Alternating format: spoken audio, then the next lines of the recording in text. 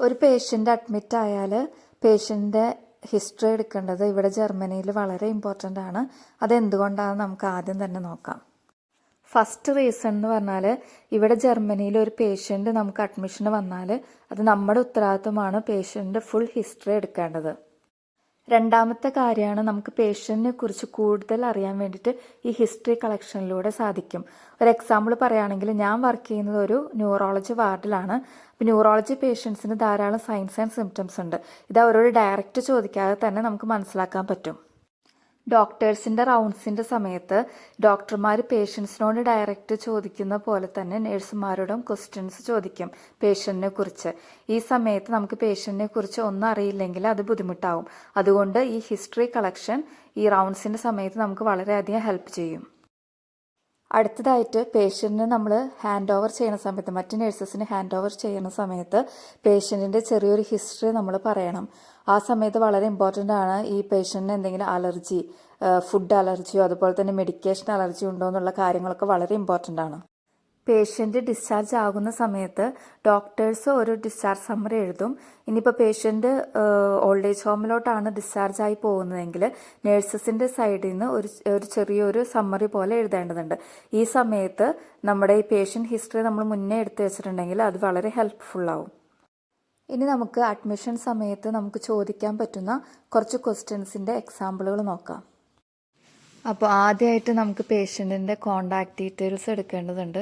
അപ്പോൾ അതിന് ചോദിക്കാൻ പറ്റുന്ന കുറച്ച് ക്വസ്റ്റ്യൻസ് ആദ്യം നോക്കാം.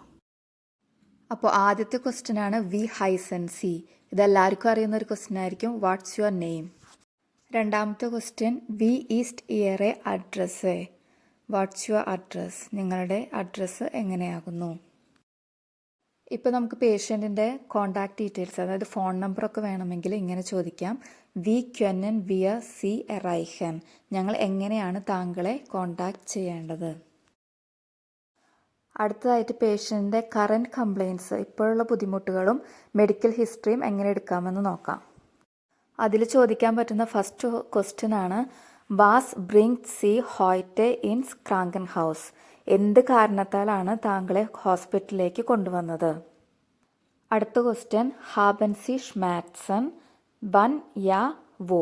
ഇത് രണ്ട് ക്വസ്റ്റ്യൻ ആണ് ഇതിൽ. ഫസ്റ്റ് ക്വസ്റ്റ്യൻ താങ്കൾക്ക് വേദനയുണ്ടോ. രണ്ടാമത് ഉണ്ടെങ്കിൽ വെൻ യാ വോ എവിടെയാകുന്നു.